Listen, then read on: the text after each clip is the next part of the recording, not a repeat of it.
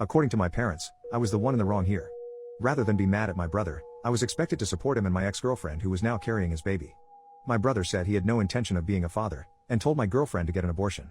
She refused, and skipped town, not wanting anything to do with my brother. A year went by like a flash, but my feelings for my brother never changed. I still hated his guts. At this point, I was done playing nice with him. I cut contact and didn't speak with him for a while. Around that time, I had gotten back into dating, and had met this wonderful man. He was great, and his name was Daniel. He was deaf, and previously I had happened to learn sign language out of boredom. We started talking and things just seemed to click.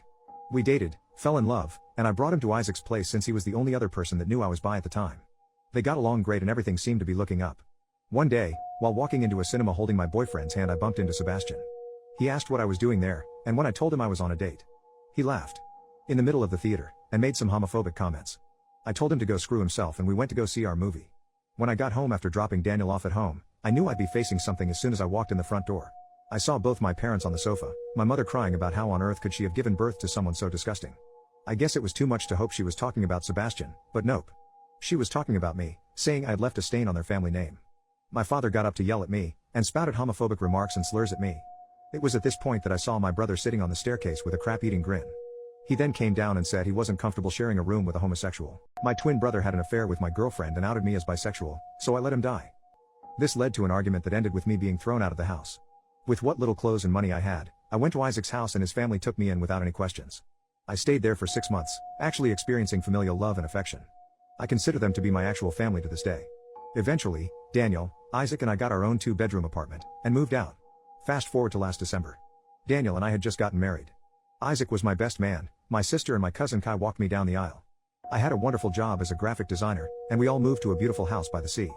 Life was great. Until I got a call from my sister telling me my brother was in the hospital. I hadn't given him as much as a thought in the last 9 years, but this phone call brought back a lot of painful memories. She told me Sebastian wanted to see me in the hospital, and curious as to what he might have needed, I went. I arrived at the entrance to the hospital and asked her why I was there, but she wouldn't tell me. She told me I'd have to ask Sebastian myself. I went up to his medical room, and was met by him and both of my parents. For the first time in my life, they looked happy to see me. I immediately sensed something was off. Sebastian asked my parents to leave so he could speak with me alone, and they obliged. He told me that he was dying from kidney failure and has been for the past few years, but now he didn't have long left. I knew immediately where this was going. He started blabbing about regretting what he had done in the past, at which point I just told him no. He looked confused and asked what I was talking about, and I told him no, I'm not going to donate my kidney to save you. The look on his face was priceless. It was as if I had just taken a dump in his food. He started crying, and had the audacity to try and say he was just messing with me all those years.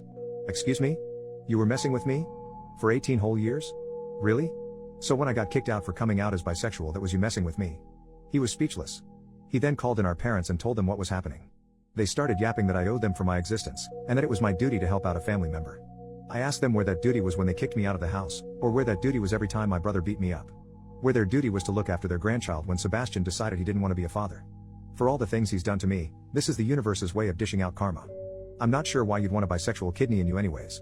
I left the room after that, past my sister, who understood exactly what I had done. It felt as if a huge weight had been lifted off my shoulders. I went home and never looked back, pleased with my decision. Last week I received a call from my sister letting me know Sebastian had died. She asked if I was okay with that, and I told her I didn't feel a thing. Part of me feels a little guilty for not helping him, but the rest knows I would have been left for dead in that situation too.